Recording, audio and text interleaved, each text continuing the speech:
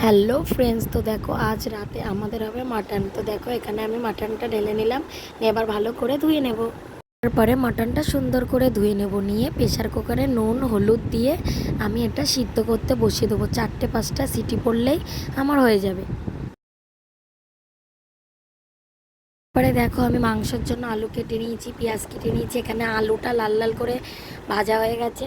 তারপরে গরম তেলে দিয়ে দিলাম গোটা গরম মশলা, ফোড়ন আর পেঁয়াজ দিয়ে আমি এটা হালকা ভেজে নেব। পেঁয়াজটা আমার হালকা ভাজা হয়ে গেছে, তারপরে দিয়ে দিলাম আমি মটনের চর্বিটা দিয়ে আমি হালকা ভেজে নেব। তারপরে আদা রসুন পেঁয়াজ আর কি যা মশলা লাগে মশলা দিয়ে আমি ভালো করে কষিয়ে নেব। নুন হলুদ জিরের গুঁড়ো লঙ্কার গুঁড়ো আদা রসুন বাটা সব কিছু দিয়ে আমি ভালো করে কষিয়ে নেব। এদিকে দেখো কত সুন্দরভাবে মটনটা সিদ্ধ হয়ে গেছে। এই মটনের ঝোলটা কিন্তু ফেলবো না, এই মটনের ঝোলটা দিয়েই আজ আমি রান্না করব।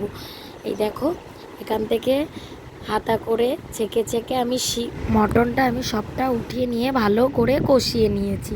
তারপরে ভালো করে কষানো হয়ে গেলে মটনের যে এই ঝোলটা ছিল এই ঝোলটা আমি ভালো করে দিয়ে দেবো। দিয়ে এটাতেই আজ রান্না হবে, আর মনে হয় জল দিতে হবে না। তো দেখো এখানে আমার মটন রান্না রেডি। কেমন হয়েছে অবশ্যই